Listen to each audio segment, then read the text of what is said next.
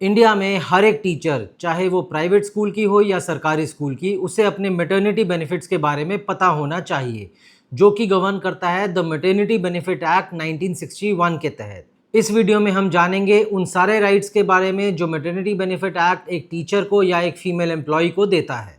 नमस्कार, मेरा नाम है गगन चावला, मैं BNG लॉ एसोसिएट्स का फाउंडर हूँ। भारत सरकार ने 1961 में द मैटरनिटी बेनिफिट एक्ट को इम्प्लीमेंट किया था, जिसके हिसाब से हर फीमेल एम्प्लॉय को जब वो माँ बनती है उसको मैटरनिटी बेनिफिट का अधिकार है, जो कि प्राइवेट स्कूल की टीचर्स पे भी एप्लीकेबल होता है। पर जैसा कि हमने बहुत बार देखा है कि प्राइवेट स्कूल में टीचर्स को वो बेनिफिट नहीं दिया जाता। तो सबसे पहले हम जानते हैं कि ये एक्ट एप्लीकेबल किस पे है। कोई भी ऐसी एस्टैब्लिशमेंट जिसमें फीमेल एम्प्लॉय काम करती है और उसमें 10 या 10 से ज़्यादा एम्प्लॉयज़ हैं, वहाँ पे ये एक्ट एप्लीकेबल है। जिसका मतलब ये है कि कोई भी फीमेल एम्प्लॉय, चाहे वो सरकारी स्कूल या प्राइवेट स्कूल की टीचर हो, अपनी डिलीवरी के बाद 6 हफ्ते तक काम नहीं करेगी स्कूल में। यानी वो कंपल्सरीली उसको छुट्टी प्रोवाइड करी जाती है। और साथ ही साथ इस छुट्टी को जब स्कूल प्रोवाइड करता है तो ना तो उसकी सैलरी डिडक्ट कर सकता है और ना ही किसी और के तरीके के कोई पर्क्स जो उस टीचर को मिलते हैं उनको वो रोक सकता है। ये मैटरनिटी बेनिफिट 26 हफ्ते तक एक्सटेंड हो सकता है अगर उस लेडी के 1 या 2 बच्चे हैं, और अगर उस लेडी का 3 बच्चे हैं यानी 2 से ज़्यादा, तो ये मैटरनिटी बेनिफिट 12 हफ्ते तक एक्सटेंड हो सकता है। इस एक्ट का सेक्शन 4 ये कहता है कि कोई भी एम्प्लॉयर अपनी फीमेल एम्प्लॉय को उसकी डिलीवरी के 6 हफ्ते बाद तक नौकरी पे नहीं रख आने देगा। यानी उस टीचर को, उस फीमेल एम्प्लॉय को मिनिमम 6 हफ्ते का लीव का पूरा अधिकार है और वो उस पीरियड में बिल्कुल काम नहीं करेगी।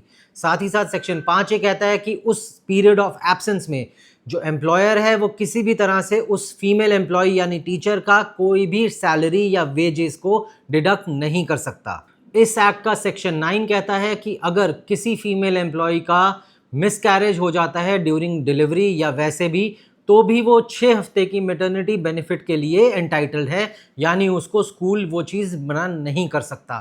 साथ में सेक्शन 11 ये कहता है कि अगर कोई भी एस्टैब्लिशमेंट जिसमें 50 या 50 से ज़्यादा एम्प्लॉयज़ हैं, जो कि अक्सर स्कूल के केसेस में होता है, तो वहाँ पे स्कूल को एक क्रच फैसिलिटी भी देनी पड़ेगी उन टीचर्स के लिए, और साथ ही साथ उस टीचर को दिन में 4 बार नर्सिंग ब्रेक भी दी जाएगी उस बच्चे की केयर करने के लिए। और इसके लिए भी स्कूल उसे मना नहीं कर सकता, ना ही उसके किसी तरह वेजेस में कोई डिडक्शन कर सकता है, क्योंकि इस चीज़ के लिए वो बाय लॉ एंटाइटल्ड है। Section 21 of this act says कि अगर कोई भी ऐसा एम्प्लॉयर जिसके यहाँ पे फीमेल टीचर या फीमेल एम्प्लॉय है, उसको मैटरनिटी बेनिफिट नहीं दिया गया, तो उसकी सज़ा हो सकती है उस एम्प्लॉयर को, जो कि रहेगी मिनिमम 3 महीने और एक्सटेंड हो सकती है 1 साल तक। और अगर उस टीचर या फीमेल एम्प्लॉय को during that period of her absence अगर वेजेस या सैलरी नहीं दी गई, तो साथ में वो कोर्ट या जो भी अथॉरिटी है वो उस टीचर को एज अ फाइन एम्प्लॉयर से पैसे लेके प्रोवाइड करेगी इक्विवेलेंट टू हर सैलरी। और सेक्शन 23 इसमें एक ऑब्लिगेशन देता है उस एम्प्लॉय को या टीचर को कि अगर ऐसा कोई ऑफेंस हुआ है जिसमें उसको मैटरनिटी बेनिफिट नहीं दिए गए, तो इसकी कंप्लेंट वो कर सकती है कोर्ट के अंदर ऑफेंस होने के 1 साल के अंदर अंदर।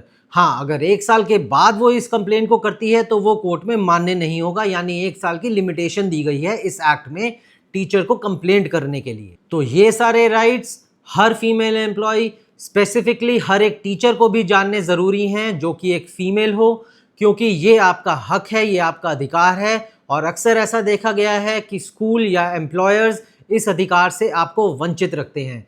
तो अगर इस वीडियो से आपको कोई भी हेल्प मिली हो तो हमारे साथ बने रहिए, हम ऐसे ही जानकारी वाले वीडियोस लेके आपके सामने आते रहेंगे। नमस्कार, know your rights and fight for the truth.